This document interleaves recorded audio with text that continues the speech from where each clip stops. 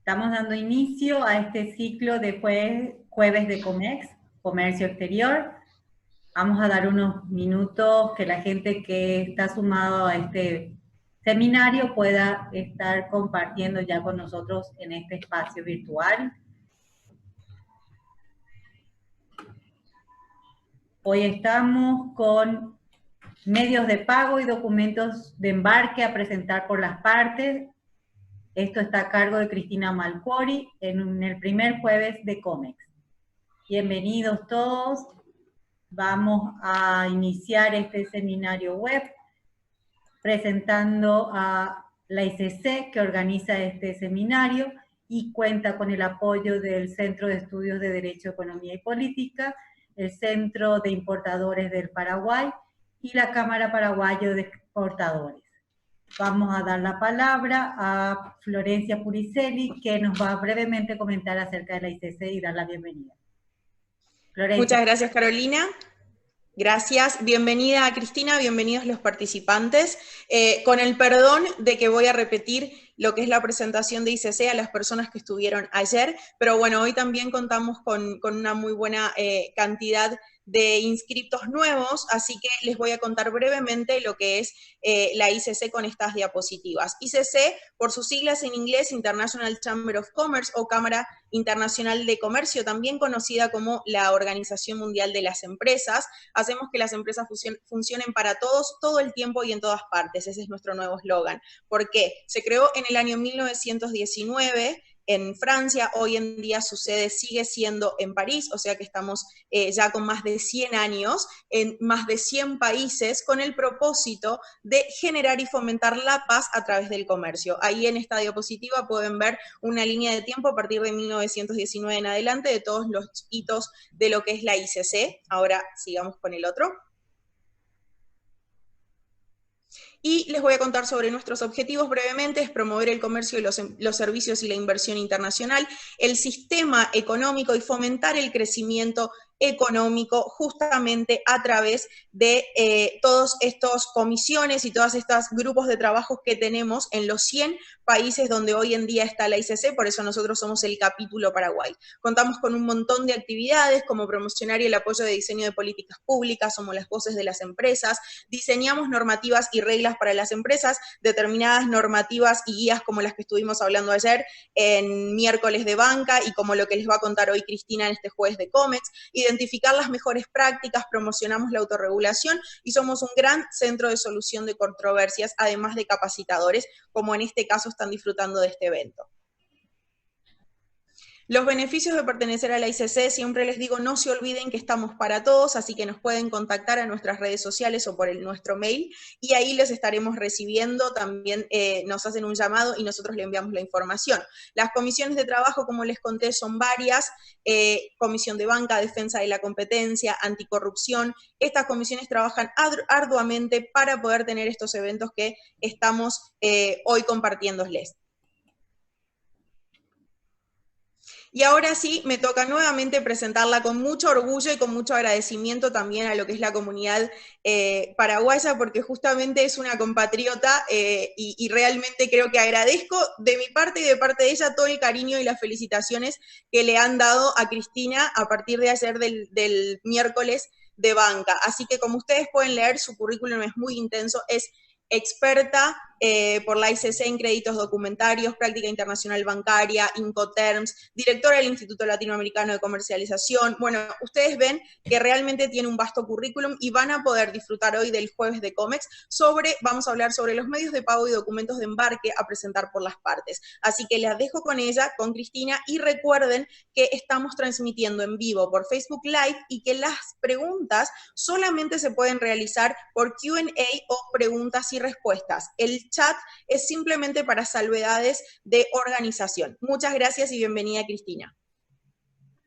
Bueno, muy bien. Muchas gracias a todos de vuelta, a los que están retornando de la charla de ayer, a todos los nuevos que hay. Hoy vamos a seguir con otro tema propuesto por ICC Paraguay, y agradecerles nuevamente, bueno, la confianza y la invitación para poder llegar a todos ustedes a compartir experiencias y a charlar y sobre todo a buscar toda la información y saber dónde está la información que uno lo puede ayudar en los negocios de todos los días. Muchas veces cuando hablamos de comercio exterior, uno dice, bueno, ¿de dónde saco toda esta información? ¿Cómo empiezo a trabajar? ¿Cómo empiezo a hacer un negocio? ¿Dónde voy a estar trabajando del lado seguro? Y en realidad ese lado seguro está en la red. Está en la red y están las publicaciones, por supuesto, que son publicaciones formales, pero lo interesante es que hay normas, y esas normas es lo que le da a uno el respaldo enorme cuando uno está empezando a trabajar en comercio exterior. Entonces tenemos para hoy un tema más que interesante, y es todo lo que tiene que ver con los medios de pago y los documentos que se utilizan en comercio exterior. Esta pequeña presentación va a estar disponible después para ustedes. También vamos a estar trabajando con las preguntas que ustedes de forma muy ordenada fueron enviando, así que después de todo este planteo, vamos a ir a contestar algunas preguntas que nos mandaron y otras que van a ir surgiendo en el transcurso de la charla. Antes de pasar específicamente al tema que teníamos planteado para hoy, yo quería de forma muy breve introducirlos en lo que es el cierre del contrato internacional, porque para hablar de los medios de pago que vamos a estar utilizando y para hablar de los documentos que se van a intercambiar entre comprador y vendedor, tuvo que haber una formalización del contrato de compraventa internacional. Esa formalización del contrato tiene un formato que tiene respaldo legal, que es la factura pro forma. Muchas veces cuando se empieza a hablar de este tema, una de las grandes preguntas es, ¿la factura pro forma es obligatoria?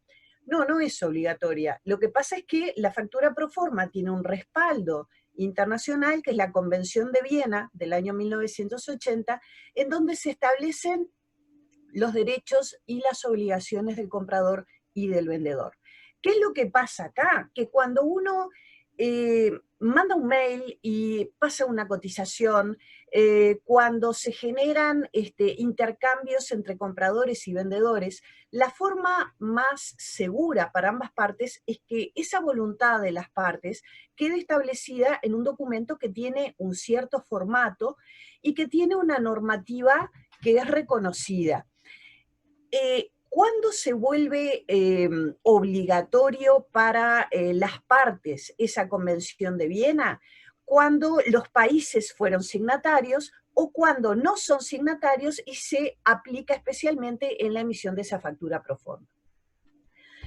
Cuando nosotros estamos frente a una factura pro forma que siempre es previa a la factura comercial, que es uno de los documentos que se van a intercambiar entre vendedor y comprador, nosotros nos vamos a encontrar con que tiene algunas características que son importantes. La primera es que la factura pro forma se genera antes de que la mercadería esté pronta. Esto quiere decir que entre la factura pro forma y la factura definitiva va a haber o puede haber diferencias. No necesariamente, va a depender siempre del tipo de mercadería que uno esté comercializando. Si yo comercializo máquinas, si comercializo prendas, se va a tender siempre a que coincida muchísimo esa factura pro forma con la factura definitiva. El tema se va a dar cuando yo estoy vendiendo o comprando cosas que no van a dar justos, toneladas, metros, kilos, ese tipo de mercadería, en donde yo voy a pasar una oferta, por ejemplo, por tantas toneladas de soja, y cuando llegue el momento de cargar, evidentemente voy a tener un más menos, un aproximado, que se da mucho en un montón de mercadería. Entonces, la factura pro forma es la base de ese cierre de negocio y tiene que tener elementos que son muy importantes. No es que sea no hay un formato obligatorio, porque la factura pro forma es un documento interno de la empresa, pero sí hay un montón de datos que se manejan y que son interesantes tenerlos en cuenta. Uno de esos datos, que es muy importante, es cuando se extinguen las obligaciones de la factura pro forma. Porque muchas veces el vendedor, sobre todo, por desconocimiento, emite facturas pro formas como si fuera una simple cotización. ¿tá? Pero resulta que la factura pro forma tiene obligaciones para ese vendedor, por ejemplo, de mantener el precio que pasó mientras dure la validez de esa factura pro forma. Por eso uno de los temas fundamentales en la emisión de este documento es que el vendedor, el que ofrece la mercadería, se acuerde de decir, ojo, que esto tiene esta validez, no te voy a mantener el precio de la soja eternamente, porque tengo otros compradores. Entonces, frente a ese tipo de ofertas a través de la factura pro forma, uno de los puntos fundamentales es que exista la validez de la pro forma. Ese precio es válido hasta tal fecha. Por lo tanto, la extinción para el que emitió la factura pro forma va a ser esa fecha de validez y también lo va a ser para el que está comprando. El que está comprando y recibe una factura pro forma tiene que prestar atención a esa fecha de validez, porque si se le pasa la fecha, no puede pretender que se mantenga ese precio, va a tener que volver a consultarlo porque ese vendedor ya no va a tener la obligación de mantener ese precio que se había cotizado. De la misma manera hay temas que son muy interesantes, porque decimos, surgen derechos y obligaciones. El que vende tiene la obligación de mantener ese precio durante toda la validez que estableció, y el que compra tiene la obligación, después de que aceptó esa proforma, de llevarse la mercadería. Entonces, ¿qué es lo importante de esta proforma? Lo que decimos siempre, el respaldo legal. ¿Alguien incumple? Bueno, se pueden recurrir a arbitrajes, se puede recurrir incluso a un juicio. Normalmente se trata entre partes de solucionarlo antes de llegar a estas instancias, porque evidentemente es mucho más oneroso. Pero el tema es, estoy respaldado, la gran mayoría de los países son signatarios de la Convención de Viena, con lo cual esto da un respaldo jurídico que es muy importante. Datos fundamentales que tienen que aparecer en una factura pro forma.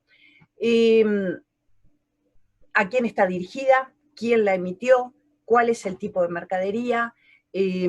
Los precios unitarios. De dónde a dónde se va a embarcar la mercadería. Medio de pago, plazos de pago.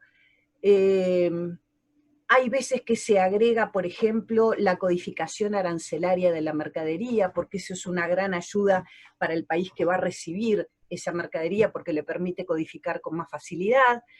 Y uno de los temas que es fundamental es que en esa factura pro forma aparezca a ese precio que se está pasando, a qué regla Incoterm corresponde. O sea, ese precio que nosotros estamos viendo dentro de un precio que va a establecer valores como FOB, CFR, CIF, DDP o lo que sea, me esté diciendo a mí en el precio que está incluido y que se va a tener que ocupar el comprador con respecto a esos gastos.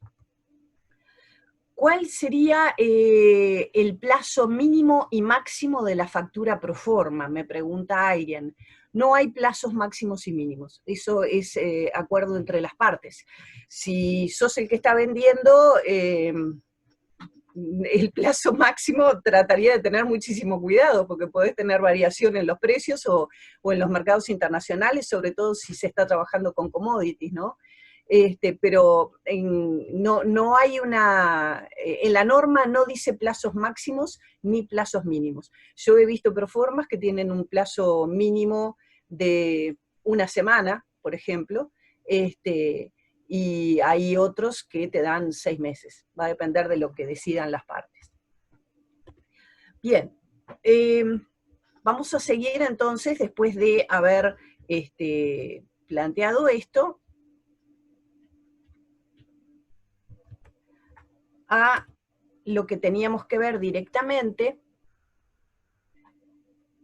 que ayer me pasó exactamente lo mismo, les pido disculpas, se congela la pantalla y tengo que volver al archivo.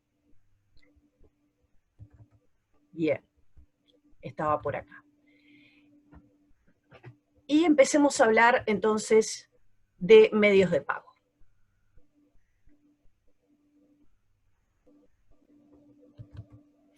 Bueno, ¿qué va a pasar con los medios de pago en compraventa internacional? ¿Qué es lo que me sirve más? ¿Qué es lo que nos sirve? ¿Qué es lo que se recomienda? Y acá hubo un montón de preguntas muy interesantes con respecto incluso al Mercosur, que vamos a estar hablando más adelante.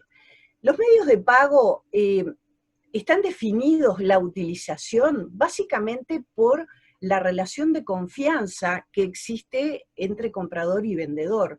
Nosotros vamos a tener un incremento de confianza entre las partes en la medida en que las dos partes se van conociendo y cada uno sabe si ese vendedor entrega la mercadería correcta, si embarca en fecha, si sabe qué documentos entregar. Y también vamos a ir viendo ese comprador cómo paga, si responde a los pagos o no. Esto sería en una situación ideal, en un mundo ideal, ¿no? Yo voy avanzando, voy desde los medios de pago más seguros y de repente bajando los niveles de seguridad y por lo tanto cambiando los medios de pago. ¿Qué es lo que pasa con los medios de pago? Ustedes ahí tienen 3 ejemplos de los medios de pago más conocidos, que es la transferencia, la cobranza y el crédito documentario. Y van a ver que el crédito documentario está donde tenemos el semáforo en rojo, o sea, cuando uno tiende a usar un crédito documentario, cuando las partes no se conocen, y cuando hay poca confianza entre comprador y vendedor, o a veces no es un tema de confianza, a veces lo que pasa es que los importes son tan grandes que por políticas de las empresas o incluso a veces políticas del país o políticas del Estado, cuando el que compra es el Estado, no se autorizan negocios en donde se esté girando dinero, transfiriendo dinero, de forma en que no haya una interfase bancaria que dé más seguridad a toda la operación. Entonces, en principio, para elegir el medio de pago, tenemos que hacer un equilibrio y ver qué es lo que pasa con cada uno. El medio de pago más seguro, sin duda, son los créditos documentarios, y los créditos documentarios tienen una operativa que es muy compleja, que vamos a desarrollar ahora después, en donde nos encontramos con que, por supuesto, por toda esa operativa, tienen un costo que es mucho más alto que las cobranzas documentarias o que las transferencias. Entonces, lo que vamos a hacer es ir viendo justamente cuáles son las diferencias que nosotros vamos a encontrar en este caso. ¿Qué es una transferencia bancaria, entonces? Es una operación mediante la cual el comprador va a mandar el pago correspondiente a esa transacción, a esa compraventa, a través de canales bancarios, a favor de un beneficiario que está en otro país. Nosotros lo mencionamos como transferencia bancaria, puede haber otros tipos de giros que se hagan que no sean a través de un banco, que sea de una casa de cambios, que sea de Western Union. En general, cuando estamos hablando en comercio exterior, se tiende a que las transferencias se hagan vía bancaria, ¿tá? En la transferencia bancaria no hay manejo de documentos, los bancos no revisan documentos, y en realidad la característica de este medio de pago es que es un medio de pago rápido, tiene un costo que es muchísimo menor que las otras dos posibilidades que estamos planteando. Nos vamos a encontrar con que hay una relación de confianza mutua entre el exportador y el importador. ¿Por qué? Porque ese exportador en realidad no sabe si le van a pagar. ¿Ah? En el caso de estas transferencias, se utilizan muchísimo cuando recién se comienzan con los negocios, sobre todo cuando se están, por ejemplo, importando partidas que son pequeñas.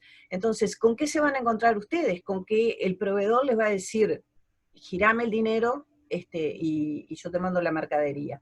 Bueno, ahí el exportador está completamente desprotegido. ¿Ah?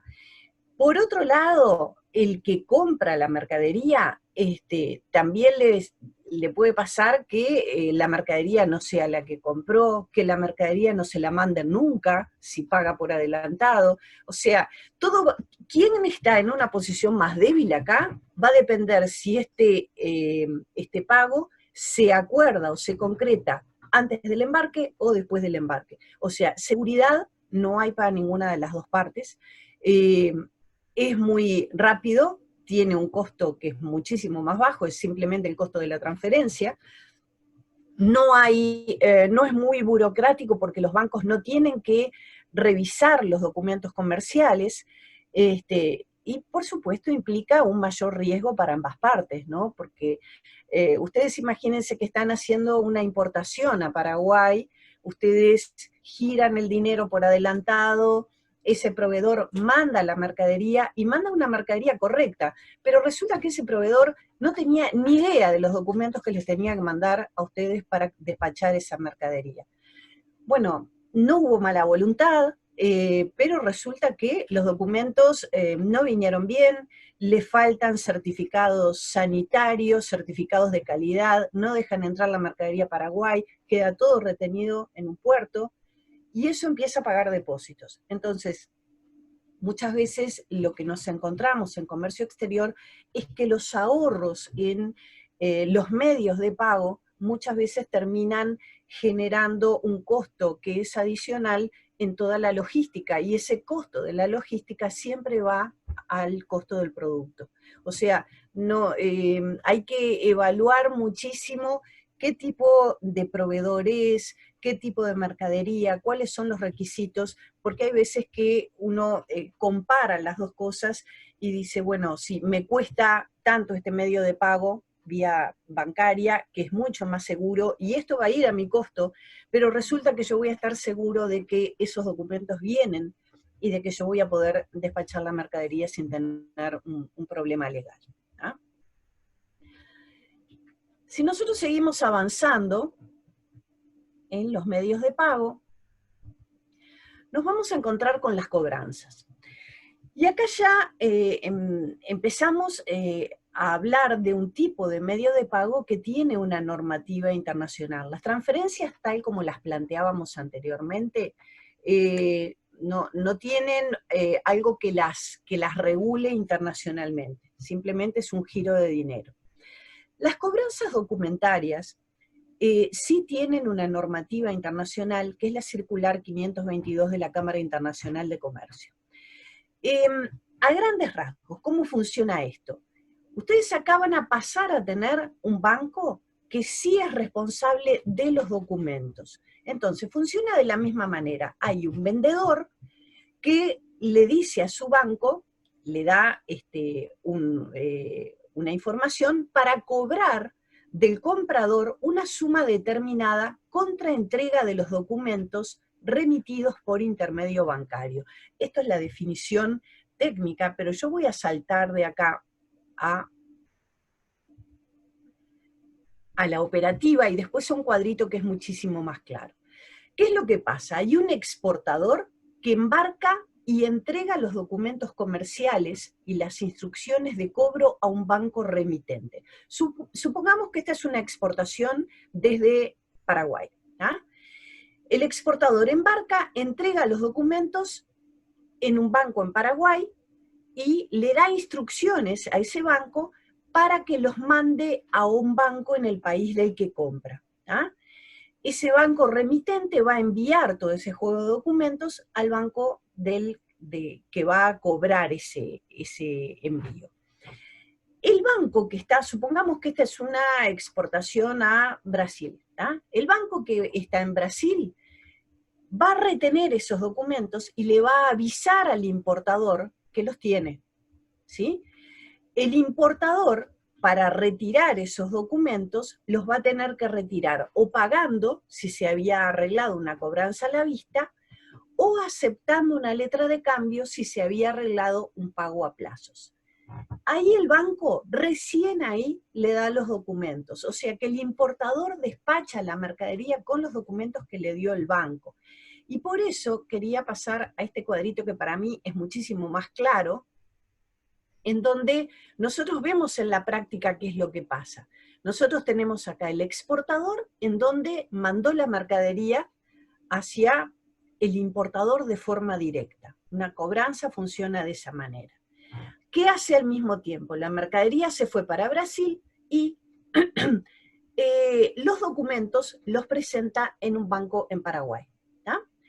A ese banco en Paraguay, el exportador le tiene que decir, mande esta cobranza, mande estos documentos al banco fulano en Brasil. Le manda los documentos y este banco emisor, y esto es lo importante de esta normativa 522, es que este banco nunca va a entregar los documentos si no está el pago.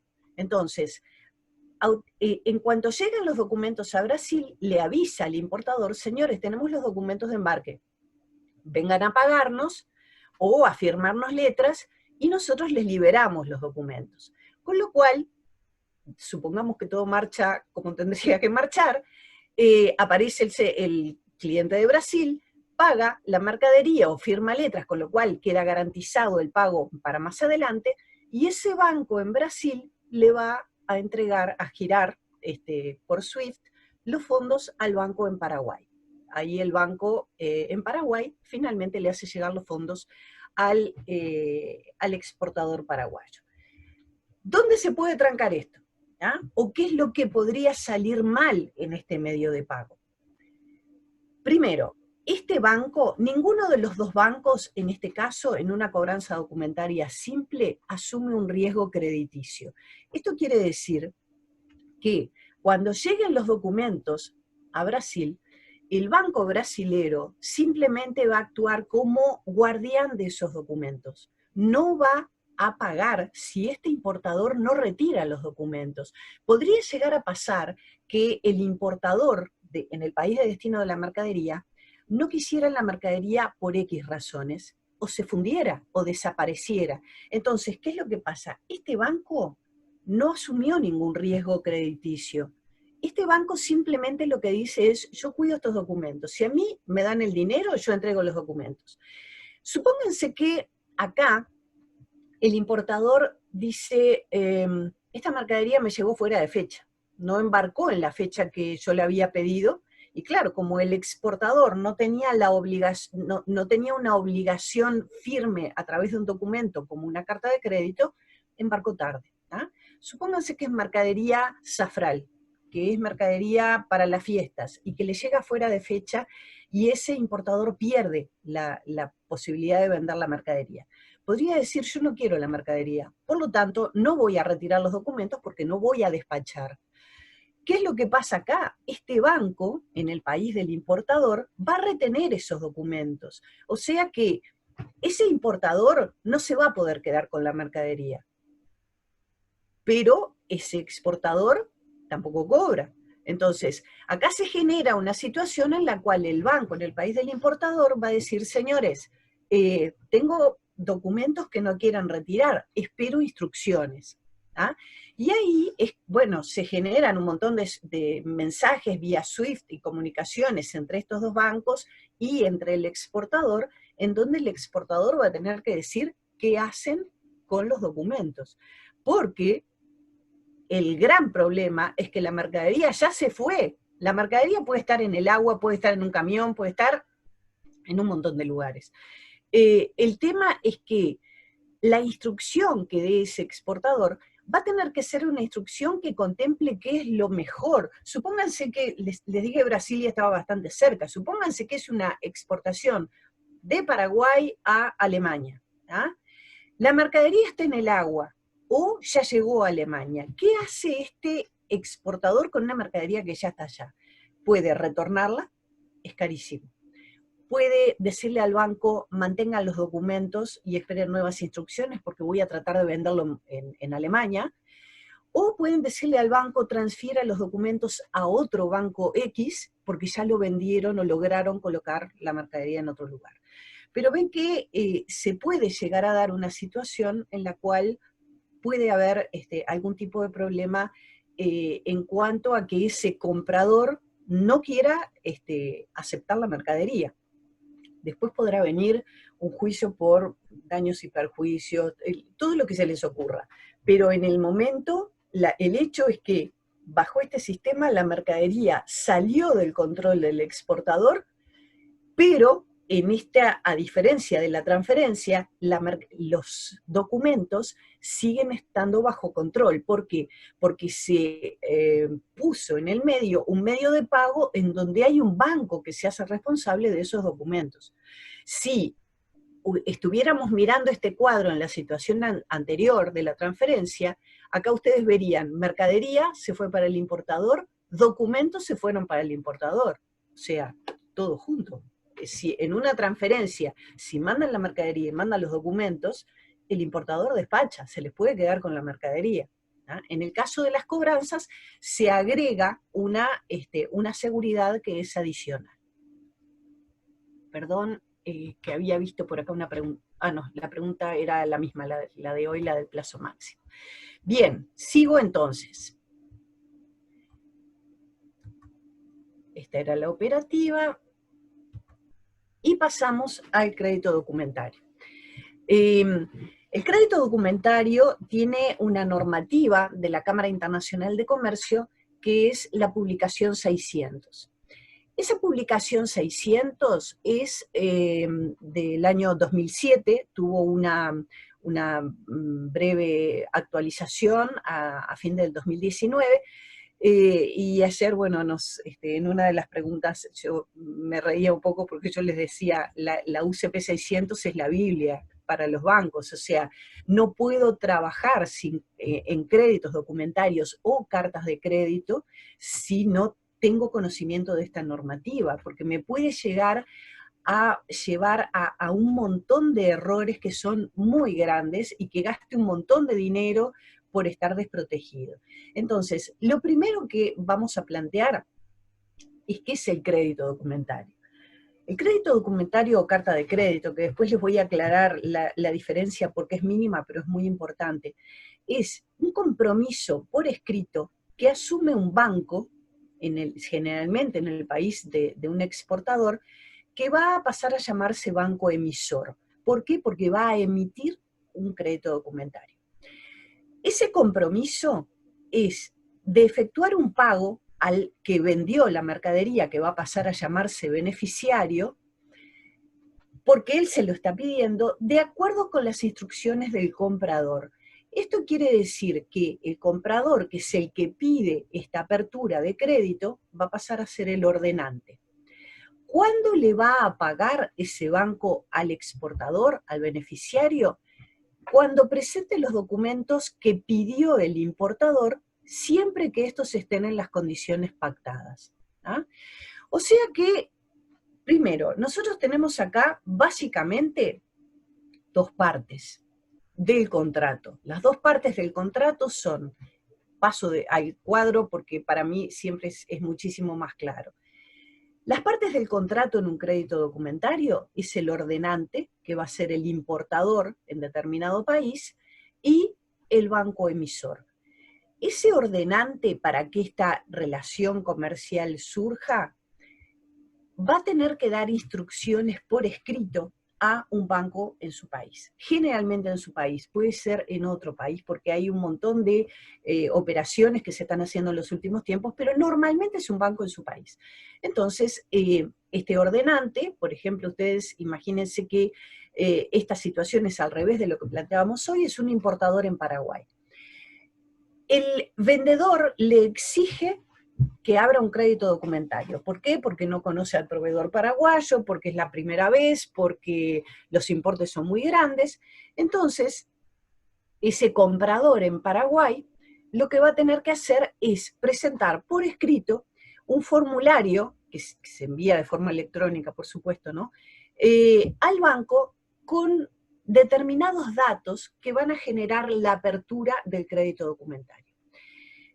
Este banco en Paraguay lo que va a hacer es, bueno, en primer lugar, va a analizar si le puede salir de garantía a ese ordenante para abrir un crédito.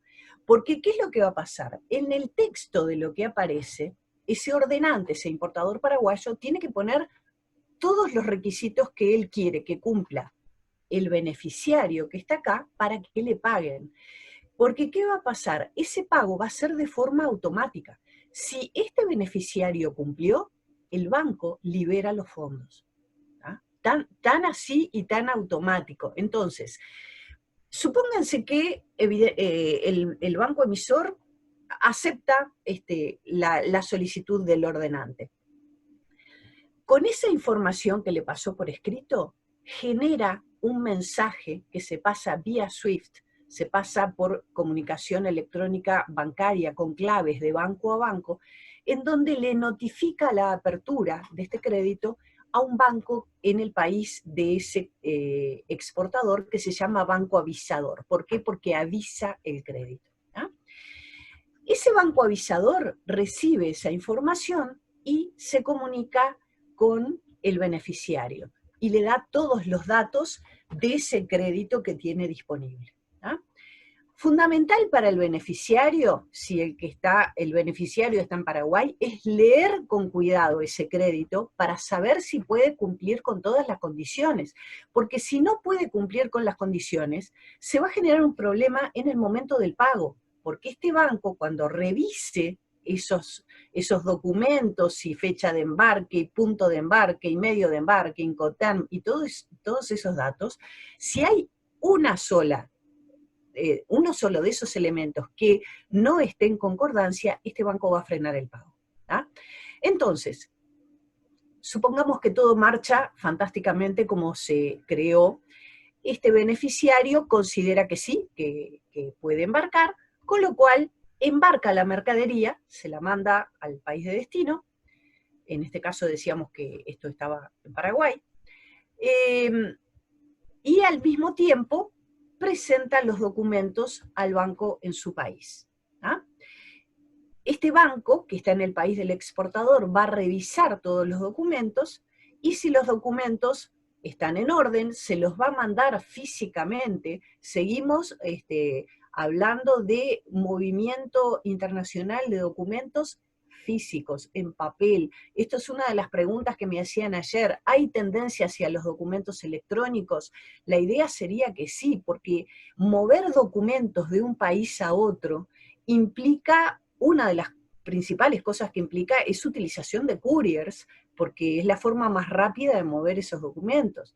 Pero ha habido casos en que se han perdido juegos de documentos y uno después se encuentra con la situación en la cual las aduanas de cada uno de los países tienen normas distintas y puede llegar a ser un problema porque los documentos no están.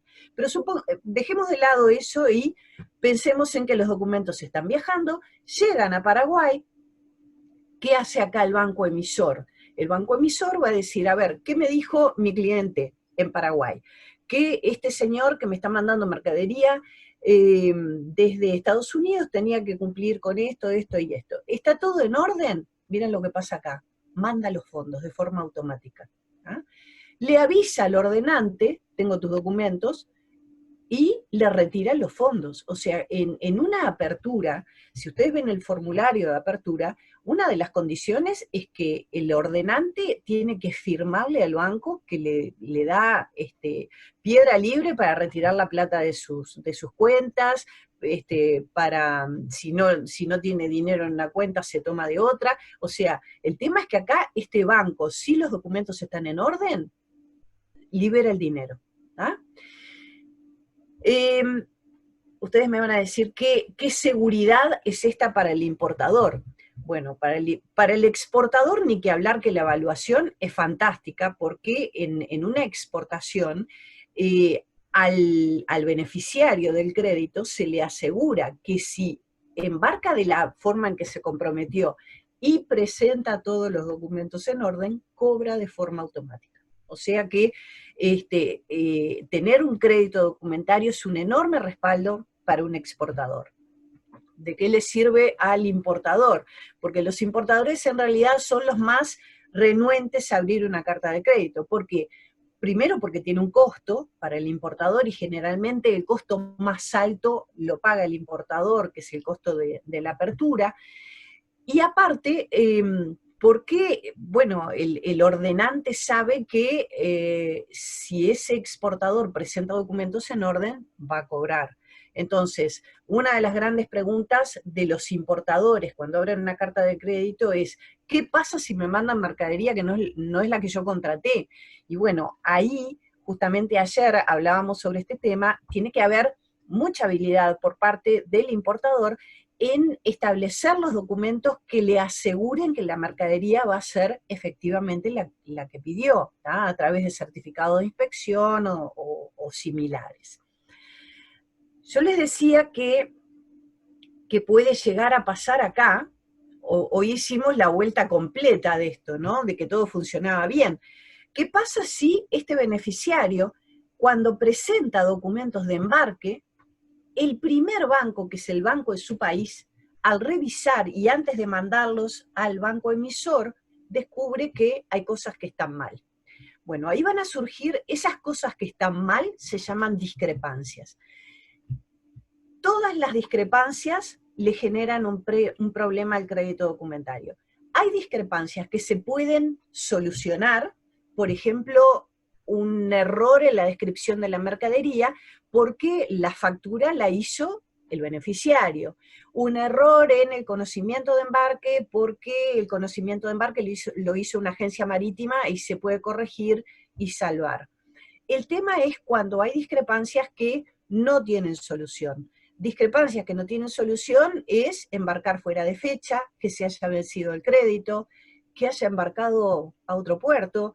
Pueden pasar un montón de cosas. Entonces, ¿qué es lo que va a hacer este banco avisador?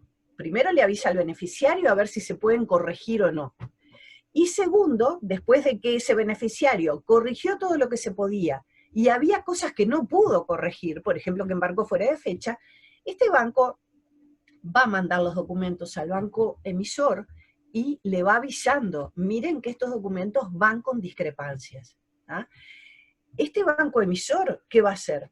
¿Paga de forma automática? No, porque este banco firmó un contrato con el ordenante en donde el ordenante le dijo, para pagar, fíjate con mucho cuidado que cumplan todas estas condiciones. El banco, es responsabilidad de ellos, automáticamente, frente a cualquier discrepancia, retiene los documentos y le dice al ordenante, existen estas discrepancias, ¿las levantan? ¿Quieren pagar igual? Y bueno, ahí el ordenante va a tener que definir si las discrepancias valen para que le levante las discrepancias y le pague de todas maneras, o acá se genera muchas veces una situación que es bastante compleja, porque cuando se mandan documentos con discrepancias, se llaman documentos al cobro. ¿Qué quiere decir?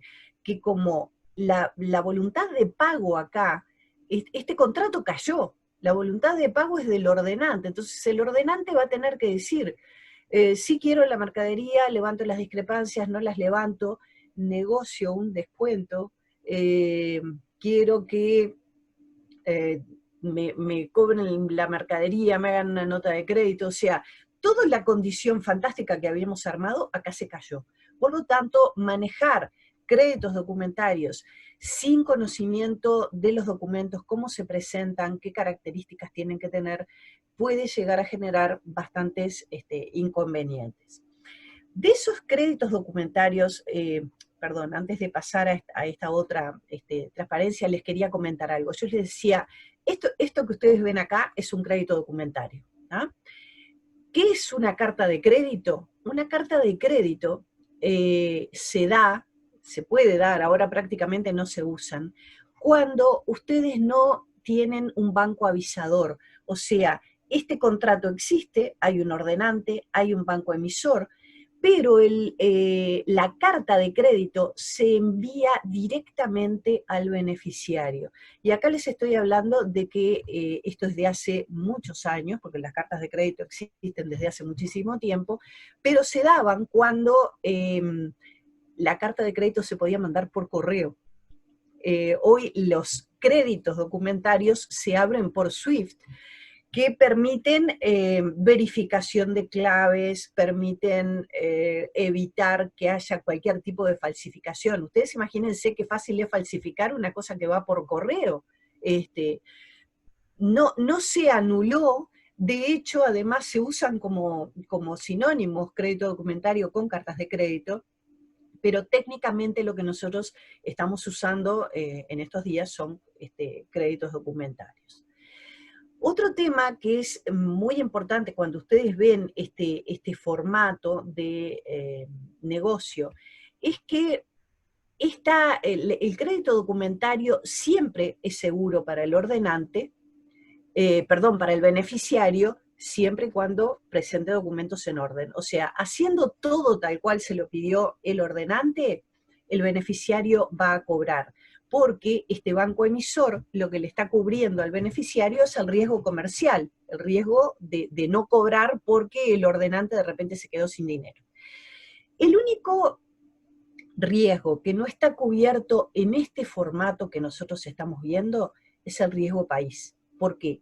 Porque si este banco emisor, que generalmente está en el mismo país del ordenante, por alguna razón que determine el Banco Central de un país o el Estado, lo que sea, y se decrete una cesación de pagos, a este banco emisor no le dejan sacar el dinero. ¿Ah?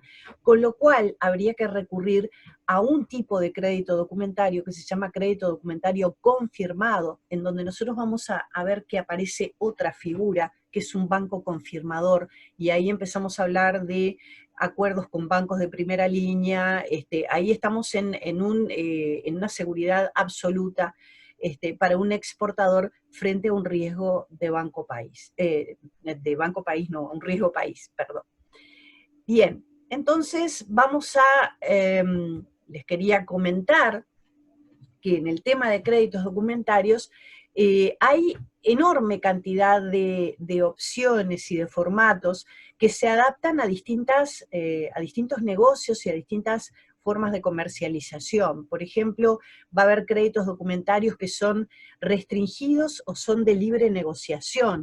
Eso quiere decir, si el que recibe el crédito documentario, el beneficiario, tiene que presentar sus documentos en un banco X, o puede tomar ese crédito documentario y llevárselo a su banco. ¿Ah? Eso va a depender de cómo esté redactado el crédito. Otro tema que es interesante es que existen créditos que son transferibles. Los créditos transferibles son créditos que se utilizan mucho cuando hay tradings, cuando hay intermediarios en las negociaciones. Hay muchísimos negocios de este tipo. Tienen sus propias normas, que son muy interesantes también.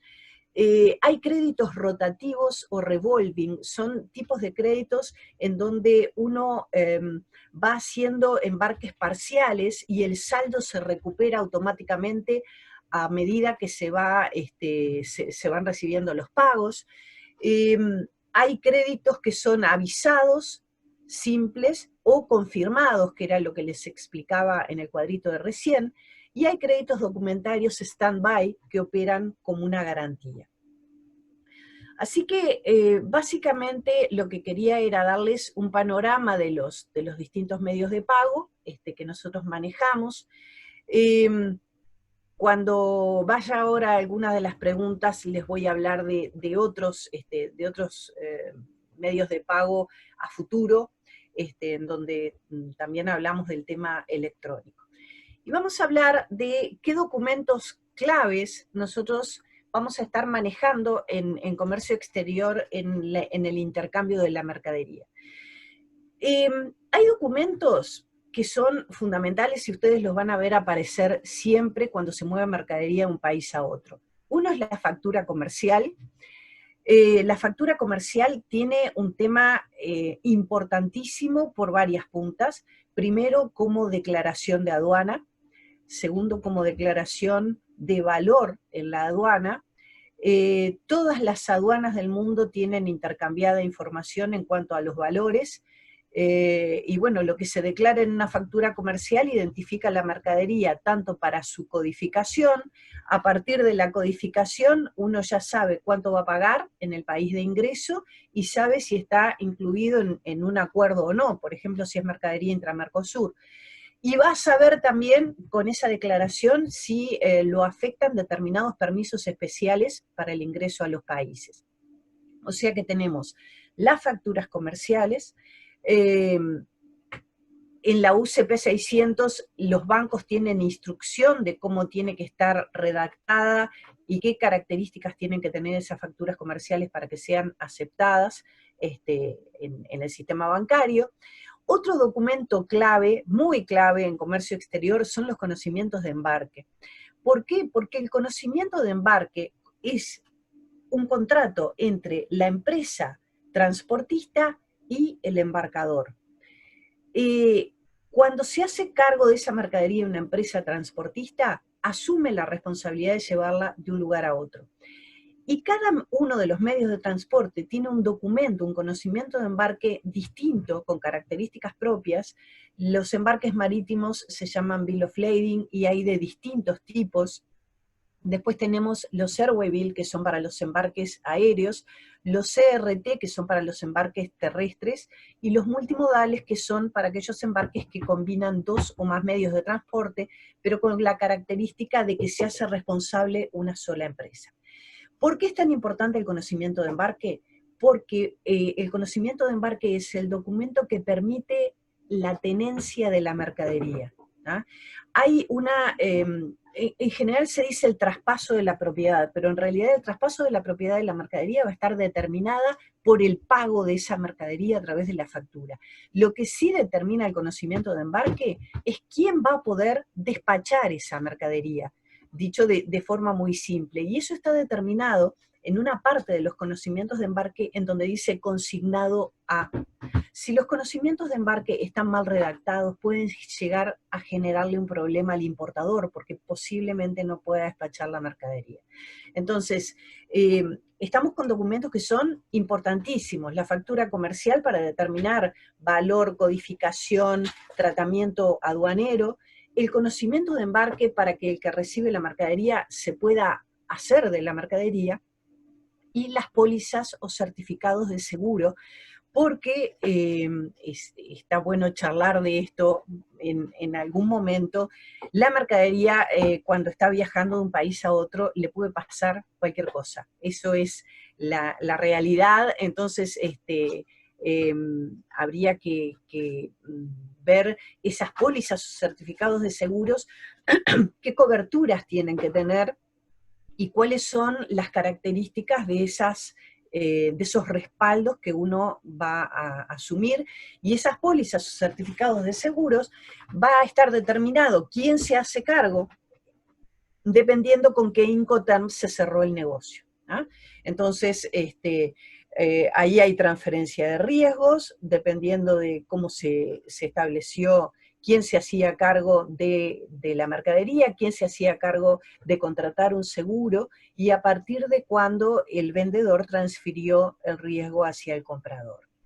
Otros documentos que nosotros vamos a tener en comercio exterior: listas de empaque o de peso, certificados de origen o certificados de inspección. Los certificados de origen se van a manejar siempre que existan acuerdos. Los certificados de origen, si hay un acuerdo y aparece un certificado de origen, me permite ingresar la mercadería sin pagar arancel o con aranceles muy reducidos, por eso es importante que estén.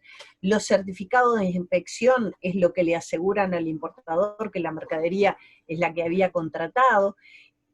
Puede haber certificados sanitarios, fitosanitarios, o sea, en otros documentos puede llegar a aparecer un montón de información que puede llegar a ser fundamental.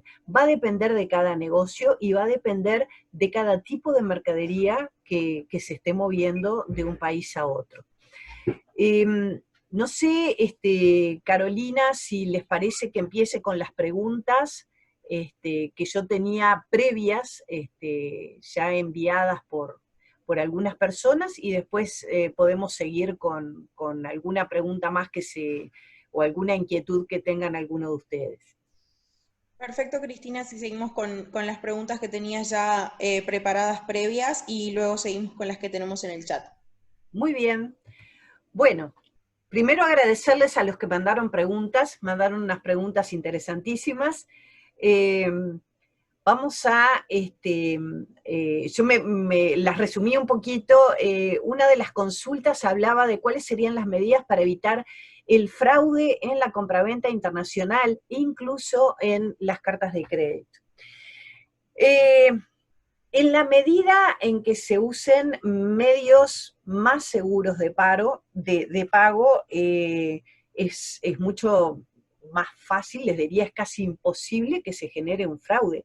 En una carta de crédito hay en un crédito documentario, no en una carta de crédito. En un crédito documentario hay una emisión por SWIFT con una identificación de código SWIFT del banco en donde hay intercambio de claves. El fraude se podría dar con una falsificación de una carta de crédito, por ejemplo. Yo tengo muchos años, les voy a decir que soy de la época en que vi créditos falsificados, no en papel, en carta, pero sí cuando se usaba antes del SWIFT un sistema que se emitían por Telex. La mayoría de ustedes nunca deben haber visto un Telex, pero había como un código que era fácilmente falsificable. Afortunadamente se llegó a este sistema en donde prácticamente no existe la posibilidad de que no exista el banco, por decírselos, o no exista el importador. Si no llega a existir el importador, va a ser un problema para el banco, que le abrió el crédito, pero el exportador va a cobrar. Esto antes era mucho más arriesgado porque sí se podían falsificar. Segundito que está apareciendo acá una pregunta. ¿Han habido casos de lavado de dinero en el comercio internacional? ¿Algún caso conocido que pueda comentar? ¿Qué pregunta? No, yo no conozco ningún caso, no con medios de pago de ICC. Esa es la respuesta. Puede llegar a pasar que sí en giros, en transferencias, ha habido. Ustedes saben que cada vez más los países los están presionando para que vayan poniendo cada vez más medidas de control, de averiguar de dónde vienen los fondos. O sea, el círculo se va cerrando, ¿no? Cuando uno utiliza medios de pagos muy formales, es casi imposible. Si han habido casos de lavado de dinero en comercio internacional con esta normativa, no tengo a mano ningún ejemplo para darles. Se arman con negocios que no son en general negocios de comercio exterior con medios de pago formales. ¿Ah? Alguien me preguntaba por acá, en el caso de que las mercaderías recibidas no son las especificadas en los documentos, ¿cómo queda el importador por más que la carta de crédito se haya aceptado con discrepancia? ¿El banco pagador libera igual los fondos? ¿Y qué pasa si el importador dice que no reconoce la deuda? Muy buena pregunta la tuya. Si no hubo discrepancias y la mercadería el banco pagó y la mercadería no es la que se había acordado, al importador solo le queda hacerle un reclamo judicial por fuera de lo que es la normativa bancaria. Si los documentos vinieron con discrepancias y el importador le levantó las discrepancias, no puede frenar el pago, porque después de que dio el ok para que se pague, el importador ya no puede decir, no puede no reconocer la deuda. Ese es el formato del crédito documentario, no hay marcha atrás con eso. ¿Ah? Por eso les hice tanto hincapié en que cuando se duda del proveedor, se pide una certificación preembarque diciendo quién quieren ustedes que sea el que inspecciona y qué tipo de inspección tiene que hacer. porque si no, no hay forma de que un importador le pueda decir a un banco, no voy a reconocer la deuda porque la mercadería no era la que yo estaba esperando. ¿Y saben qué es lo que pasa? ¿Cuándo el importador ve esto? Cuando despacha, y para despachar precisa pagarle al banco. Entonces, hay que cubrirse antes. No, después no hay forma de desconocer la deuda con este medio de pago. ¿Ah? También me preguntaba la misma persona si en el caso de las transferencias el banco pagador puede devolver las transferencias de dudoso origen. Depende del banco. Depende de la política del banco. En Uruguay están hipercontrolados, tienen que saber de dónde vienen los fondos, si son de qué origen, no origen, quién las mandó. Va a depender de la política del banco, pero poder, por supuesto, que puede. ¿No? Reemplazo de documentos originales por documentos en formato digital. Bueno, la tendencia es esa. Incluso yo ayer les decía que la UCP 600 tiene un agregado al final, que es la IUCP, que prevé la presentación de documentos en formato digital. A continuación de esto también les decía, ojo con esto, porque una cosa es que esté previsto por la Cámara Internacional de Comercio y otra cosa son las aduanas de cada país, que hay que ver si te aceptan un documento digital o no. Entonces, hay documentos que sí se aceptan en formato digital. La tendencia sería que se fuera todo pasando a digital. Alguien me preguntaba también qué posibilidades logísticas había para el embarque de productos pequeños o pequeñas cantidades. Hay un sinfín de posibilidades. Básicamente para este tipo de embarques, ustedes tienen los couriers. Los couriers son envíos acelerados de puerta a puerta, que a ustedes DHL, por ejemplo, FedEx, UPS, no sé cuáles son los que están establecidos en Paraguay, supongo que todos esos son muy grandes y deben estar. Cuando se está trabajando en COMEX, los envíos por courier también están considerados dentro de la UCP 600, o sea que el voucher de DHL es un documento que está normalizado y es perfectamente válido tanto para el envío de los documentos como para el despacho frente a una aduana y tiene también sus características. Si el envío fuera de partidas más grandes, ustedes también tienen la posibilidad de los consolidados. O sea, hoy en día hay empresas de logística que se especializan en consolidar carga hacia distintos puntos y desde distintos puntos hacia el país en donde uno está. Voy para arriba de vuelta a las preguntas. Sería recomendable, perdón, Hugo, me había comido este. ¿Qué pasa en estos casos de pandemia? Si las mercancías no llegan a tiempo y el importador ya tiene que abonar, ¿se puede dejar sin efecto las compras? Gran pregunta, Hugo, porque esto nos dio un cachetazo a todos. Si las mercaderías no te llegan a tiempo, que puede ser que no te llegaran, va a depender del medio de pago que utilizaste. Si utilizaste una carta de crédito y el exportador presentó los documentos, el banco va a pagar de forma automática aunque tú no tengas la mercadería. Si no había un medio de pago obligatorio y las mercaderías no te llegaron a tiempo, ahí no hay una obligación. Entonces, la obligación sí se va a dirimir en un tribunal. Vas a tener que decir, esta mercadería no me sirve, no la quiero pagar, retorno los documentos, o sea, todo va a depender de qué pase si tú no querés la mercadería, o si no te sirvió, o la retornás, o dejás los documentos a disposición. ¿Qué más?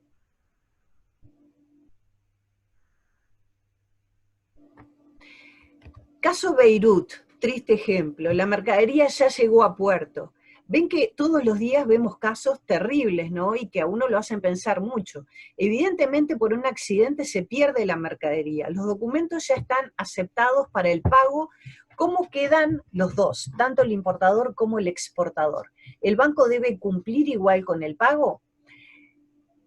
Primero, acá se ponen en juego varias cosas. ¿Dónde se transfirió el riesgo de la mercadería? Hay que ver cómo se cerró el negocio y qué Incoterm estaba operando. Segunda cosa, imagínense que la mercadería, bueno, llegó a puerto, se perdió. Se accionan los seguros, si es que hay seguros. Por eso yo hoy les decía, el tema seguros para mí es un tema fundamental. No hay una respuesta única a esto, porque hay que ver un montón de cosas del negocio. ¿En qué momento se transfirió el riesgo del vendedor al comprador? ¿Quién era el beneficiario del seguro? Si se debe cumplir igual con el pago, si era una carta de crédito y los documentos estaban en orden, absolutamente sí. Esa es la respuesta. ¿Ah? Sigo con las preguntitas que tenía acá. Medios de pago internacionales para los servicios. Esto es muy interesante. Los servicios tienen los servicios de software, de asesoramiento, de intermediación, lo que sea. Los medios de pago que se pueden utilizar son los mismos que se utilizan para el movimiento de mercadería, incluso los créditos documentarios. Los créditos documentarios cubren mercadería y o servicios, o sea que es muy interesante tener en cuenta eso. Justamente alguien me había preguntado acá, algo relacionado con PayPal, me parece, si se utilizaba para servicios, para cobrar determinados servicios PayPal y por qué no se utilizaba en Paraguay. No lo sé, debe ser por normativa interna de Paraguay. En Uruguay es muy utilizado PayPal localmente y para pagos internacionales, pero no se utiliza para operaciones de comercio exterior. En operaciones de comercio exterior se utilizan desde lo más simple, que son los giros, bueno, hasta lo más complejo, que son las cartas de crédito. Medios de pago y costos. ¿Cuál es el más recomendable? Y, va a depender de lo que ustedes decidan y de lo que pongan en la balanza. Lo más seguro es lo más caro. Partamos de esa base. A partir de ahí vayan pensando qué relación de confianza tienen entre comprador y vendedor para ver cuándo se van arriesgando un poquito más para llegar a otras soluciones. Medidas para evitar el fraude en compraventa internacional, esto ya justo salió en las consultas de ahora. Reemplazo de documentos originales por documentos en formato, perdón, ¿estoy leyendo el mismo? Sí, perdón. Acá. Voy al segundo. Si es factible la implementación del Bill of Lading digital. Sí, por supuesto. De hecho, existe ya en muchas compañías algo que se llama release electrónico, que en vez de darle el conocimiento de embarque al embarcador cuando sale la mercadería que tenga que moverse de un país a otro por courier, se da el aviso de embarque y se emite el original en el país de llegada de la mercadería. Si hay nuevos medios de pago que sustituirían a los actuales, sí, hay uno de esos nuevos medios de pago es la BPO, que es Bank Payment Obligation, que lo vimos en la charla de ayer. Es un sistema electrónico de chequeo de información mucho más ágil que un crédito documentario y que se viene desarrollando. No tiene todavía la utilización de los créditos documentarios o las cobranzas, pero sí cada vez más se están desarrollando nuevos formatos. ¿Cuál es el medio de pago más conveniente en el Mercosur? El Mercosur, acá van a ver que yo les puse un link, si quieren entren después, no dentro del Mercosur, dentro de ALADI, existe algo que se llama Convenio de Pagos Recíprocos de ALADI. Eso, y el Mercosur es un acuerdo dentro de ALADI, y este convenio de pagos recíprocos hace que los bancos centrales de 12 países reconozcan las deudas por las exportaciones que se hacen de un país a otro y que se liquiden cada 4 meses. En ese convenio de pagos recíprocos se pueden amparar distintos tipos de medios de pago, que lo van a ver ahí en ese link que yo les puse, cobranzas, cartas de crédito, pero hay que avisarlo en el momento en que se hace la apertura del crédito, se manda la cobranza o lo que sea. O sea que los medios de pago, si hay uno más conveniente que otro, no, va a depender de la confianza que existe entre comprador y vendedor. Pero sí lo que tenemos dentro del Mercosur son estos convenios recíprocos de pago que son muy interesantes porque ahí se hacen responsables los bancos centrales de cada uno de los países. Cartas de crédito y letras, ¿se debe exigir la letra en un pago contra aceptación? Esta pregunta la hicieron 2 personas distintas de bancos y ya la habíamos hablado ayer, pero la volví a poner porque volvía a aparecer. Si el crédito documentario está abierto y dice en el texto por aceptación, se refiere a aceptación de la letra, por lo tanto la letra de cambio tiene que aparecer. Si la letra sirve en un arbitraje, sí, sirve para los arbitrajes, y el endoso correcto de la letra, que era otra cosa importante que les comentaba ayer, era que tiene que firmar atrás por la empresa fulana de tal, y la aclaración de firma y la firma de una persona. No es responsabilidad de los bancos verificar si esa persona que está firmando es el representante oficial de la empresa, el representante legal. Sin embargo, muchos bancos, por su seguridad y para evitar cualquier tipo de reclamo, a futuro chequean que el que está firmando sea el representante legal. ¿Cuál es la forma correcta de completar los campos de embarque en SWIFT para carga marítima? Esta pregunta era muy interesante porque la hacía alguien de un banco y se refería justamente a que Paraguay no tiene salida directa al mar y que muchos de sus embarques eran multimodales. Entonces, ¿qué pasa? Cuando uno ve el formato en que se abre el crédito documentario, hay un campo que es el campo número 44, en donde normalmente hay 2 campos que son obligatorios: puerto de embarque y puerto de desembarque, o puerto de descarga. ¿Qué pasa cuando hay un multimodal? Porque la mercadería se tiene que mover en barcaza o en camión hasta determinado lugar, o hay veces que hace camión, barcaza y puerto transoceánico.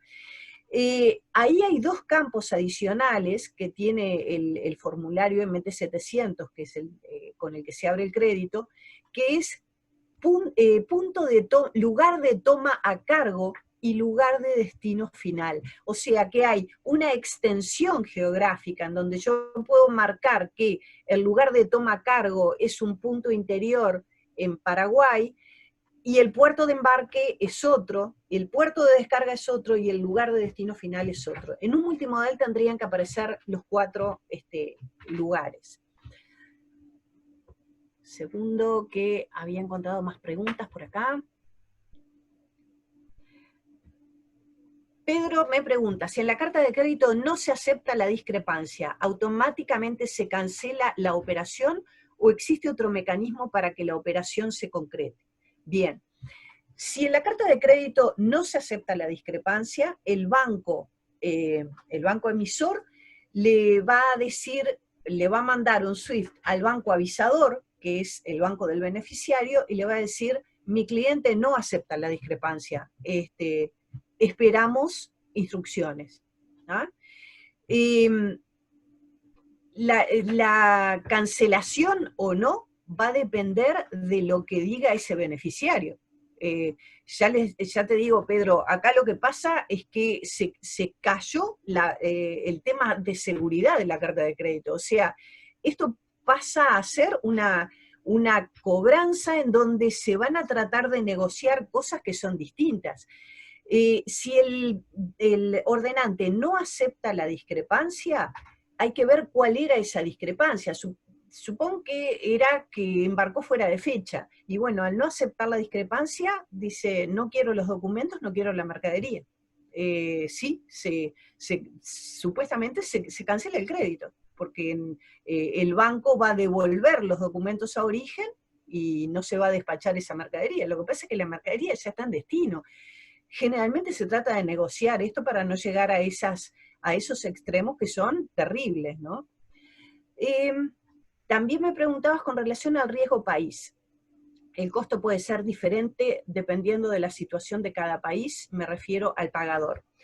Sí, primero, el costo de un crédito confirmado es altísimo y siempre, casi siempre, lo paga el beneficiario, a diferencia de la apertura, porque el beneficiario es el que tiene más miedo de que se genere ese riesgo país. Y por supuesto que el costo es diferente dependiendo de la situación de cada país y dependiendo de quién es el banco que hay que respaldar. Te pongo un ejemplo. Tú querés exportar a un país de riesgo muy alto, ¿ah? Tu exportador dice, bueno, yo necesito un crédito documentario confirmado. Les voy a poner un ejemplo cualquiera. Imagínense que ustedes quieren mandar mercadería a un país que con este tema del COVID puede estar cercano a presentar un default, ¿ah? A ese país, cuando abra el crédito, supónganse que es un banco local, le van a pedir, yo quiero que ese banco esté respaldado contra un banco de primera línea.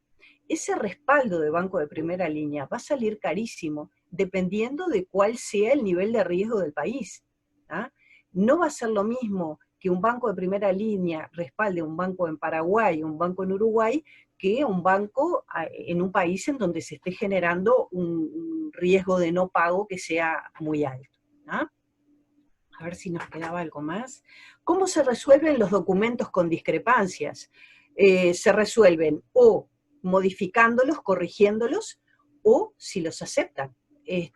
No hay demasiada opción. Los documentos pueden ser aceptados pese a las discrepancias si es que no tienen, pero hay documentos que son más complicados que otros. Una factura con discrepancias, si la puede corregir el beneficiario, es fácil, no hay problema. Puede haber errores en las cuentas, puede haber errores en la descripción de la mercadería, pero corregir los documentos que se presentan, que provienen de terceros, es complicado, porque hay documentos que, por ejemplo, un conocimiento de embarque lo tiene que corregir la agencia marítima que lo emitió. Un certificado de origen lo tiene que emitir quien emitió ese certificado de origen. Una póliza de seguros la tiene que corregir una compañía de seguros. O sea, cada uno se tiene que hacer responsable de la modificación que haya que hacer y de autenticarla, porque si no, no va a ser válida. Documentación de respaldo para hacer una transferencia. Sí, acá era una consulta de un banco también. Florencia, te estoy viendo aparecer y me vas a decir que estamos sobre la hora. Bien, ya, me faltan dos. Ya voy. Quédate tranquila, vamos bien de hora. Terminamos esas dos y ya empezamos con el cierre. Bien. Documentación de respaldo. Alguien de un banco me decía, nosotros cuando vamos a hacer un giro, nos aseguramos de que exista el original del Bill of Lading o un draft, ¿tá? Y me preguntaban, ¿es lo mismo un draft que el original? No, no es lo mismo, porque el draft es el borrador. Puede haber cambios, sobre todo si hay una carta de crédito, porque el original va a tener que responder a la carta de crédito. Pero además el draft, ojo que lo que da validez a un Bill of Lading es el onboard, es la fecha de embarque con el sello y la firma. El draft es un borrador, ¿ah? O sea que como respaldo, el draft no es igual al Bill of Lading. ¿En qué puede afectar el dato del lugar de validez en una LC? El lugar de validez creo que se refieren en la pregunta al lugar de vencimiento. Y esta duda debía ser si puede ser en el país del importador o del exportador.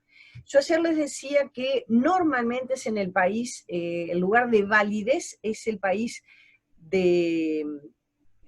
la presentación de documentos normalmente es en el país del exportador, porque es lo que le permite más tiempo para presentar los documentos.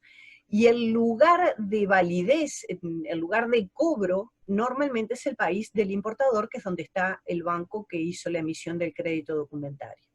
Esta última es lo mismo que estuvimos hablando del campo 46, que yo les mencionaba, y déjenme ver qué más teníamos.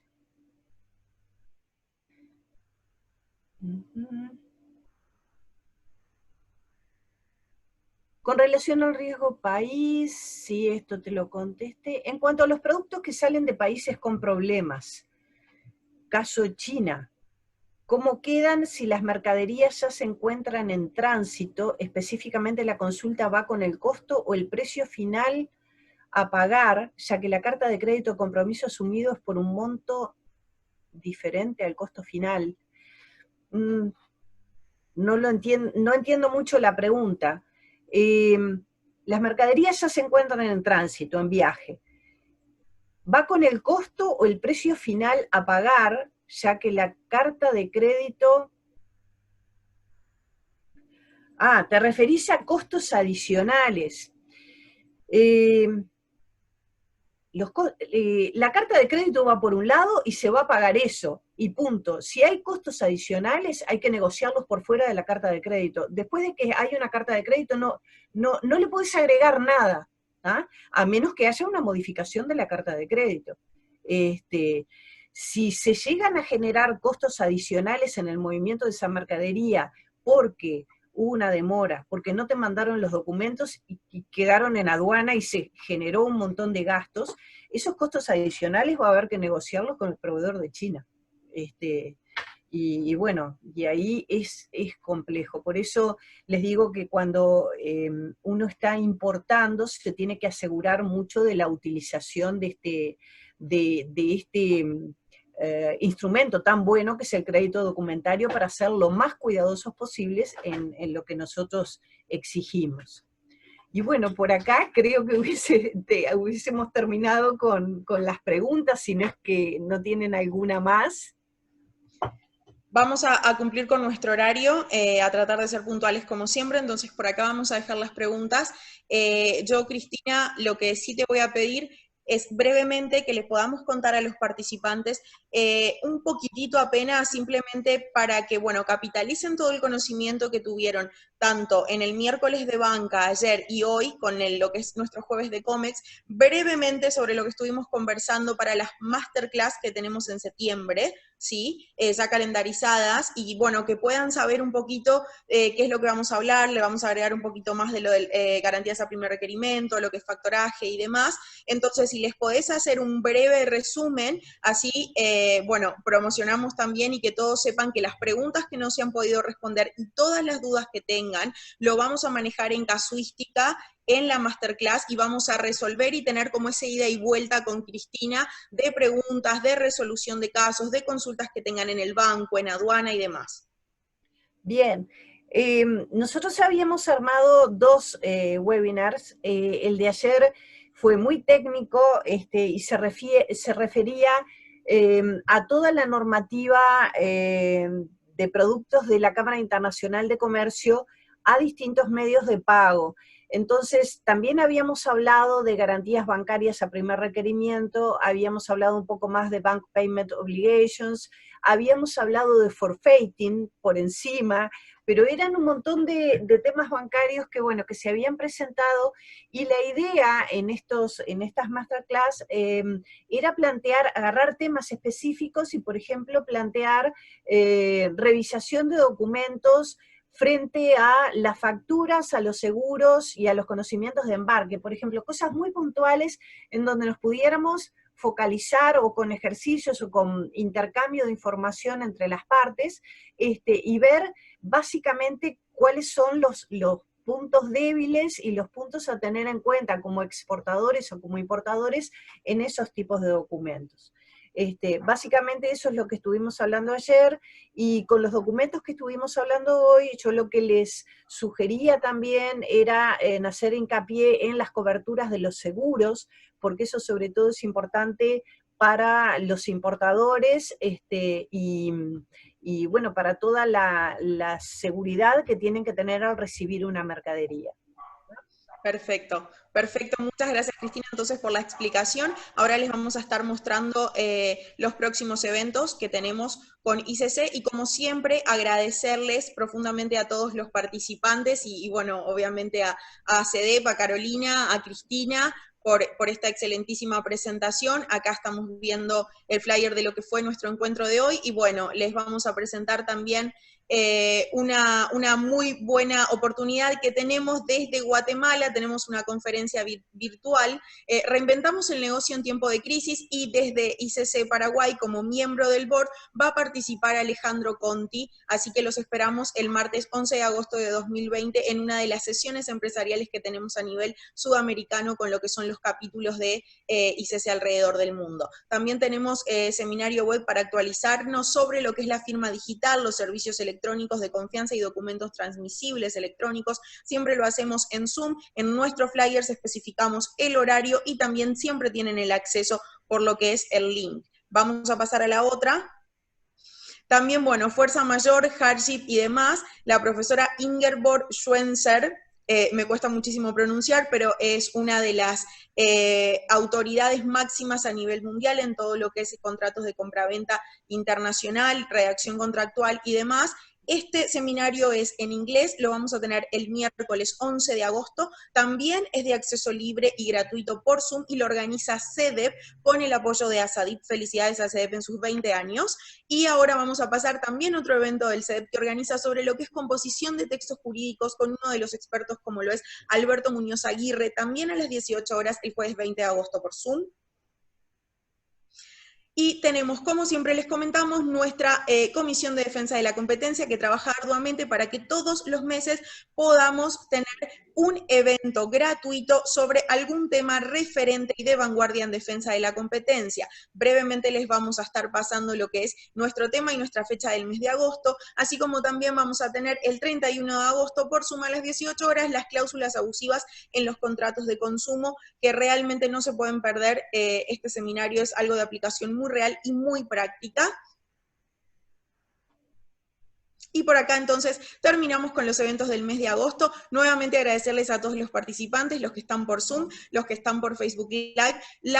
Los agradecimientos y las felicitaciones para Cristina empezaron a llegar nuevamente, así que Cristina, estamos muy honrados, te agradecemos muchísimo. Y para cerrar entonces le dejo unas breves palabras a Carolina Silvero de CEDEP, que está cumpliendo los 20 años este 2020 y que acuna a la ICC. Muchísimas gracias a todos. Gracias Florencia, gracias Cristina y a todos los que han participado, y no queremos más que se sigan sumando a las próximas actividades y estar siempre informados a través de las redes donde estamos sacando los anuncios de los temas, los expositores de vanguardia que siempre está trayendo ICC y CEDEP. Muchas gracias y buenas tardes a todos. Gracias Cristina. Buenas noches, gracias a todos por estar. Chao, chao. Chao.